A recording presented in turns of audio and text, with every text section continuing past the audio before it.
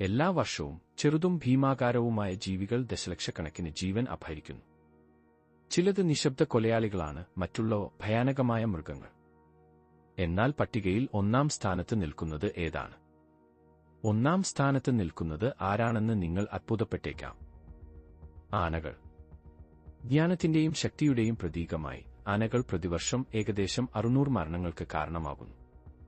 മനുഷ്യരുടെ കടന്നുകയറ്റം കാരണം പലപ്പോഴും പ്രകോപിതരാകുമ്പോൾ ഈ ഭീമന്മാർ അപകടകാരികളാകുന്നു. മുതലകൾ. മുതലകൾ പതിയിരിക്കുന്ന വേട്ടക്കാരാണ്. ഓരോ വർഷവും ഉപരിതലത്തിനടിയിൽ പതിയിരിക്കുന്ന ഈ ഉരക്കൊലയാളികൾക്ക് ഏകദേശം 1000 പേർ ഇരയാകുന്നു. തേളുകൾ.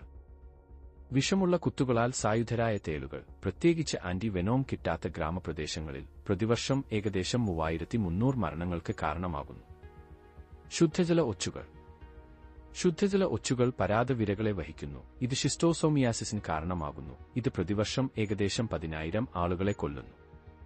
സെറ്റ്സെ ഈച്ചകൾ. ഒരു കടിയോടെ ഈ ഈച്ചകൾ ഉറക്കരോഗം പകരുന്നു. ഇത് ഒരു മാരകമായ നാഡീരോഗമാണ്. ഉപസഹാറൻ ആഫ്രിക്കയിലുടനീളം അവർ ഓരോ വർഷവും 10,000 പേരെ കൊല്ലുന്നു. അസ്സാസിൻ ബഗുകൾ. പേര് മധുരമായി തോന്നുമെങ്കിലും അവയുടെ കടി മാരകമാണ്.